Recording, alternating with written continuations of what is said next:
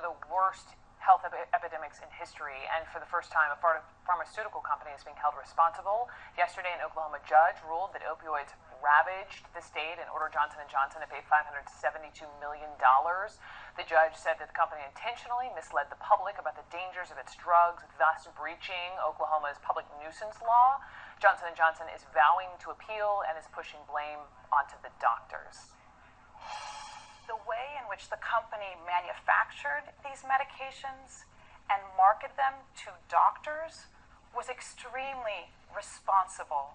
There are warnings on these medications, FDA-approved warnings, and it is up to the doctor with their patients to make decisions about who is appropriate for these medications.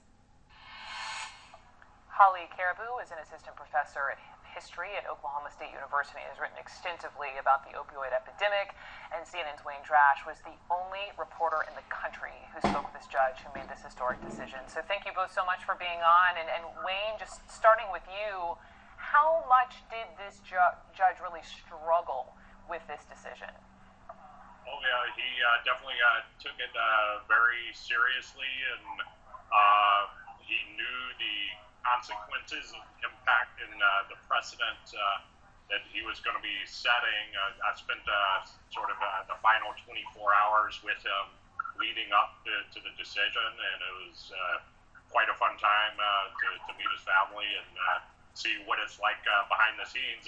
Even though he was doing this one huge, very important decision, that he continued his caseload.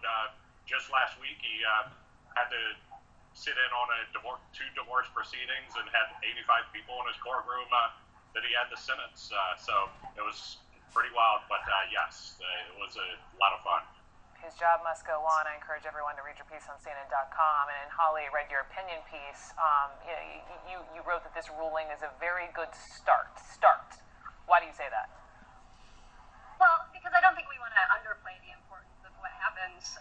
There's a reason the whole country's watching what happened in Oklahoma yesterday. There's 1,900 cases pending. And this is the first time we're finally seeing the pharmaceutical company held accountable. Not only is it a guilty verdict, but it also outlines very clearly how the state made their case.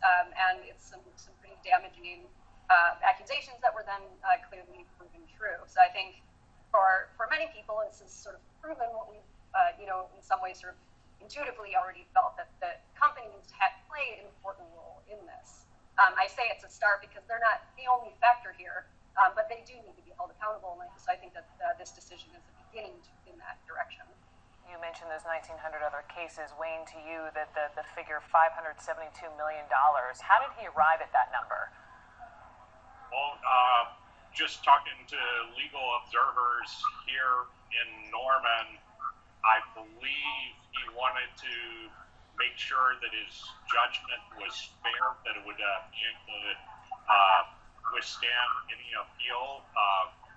He didn't want to set too big of a figure that might get struck down. So just talking to those observers, they feel very confidently that he chose a number that would withstand all appeals. And just talking to him going into it, obviously he didn't tell me what bigger number he was going for, but he did say that he was very satisfied with his decision and that he was at peace with it. And Brooke, I mean, this is one state.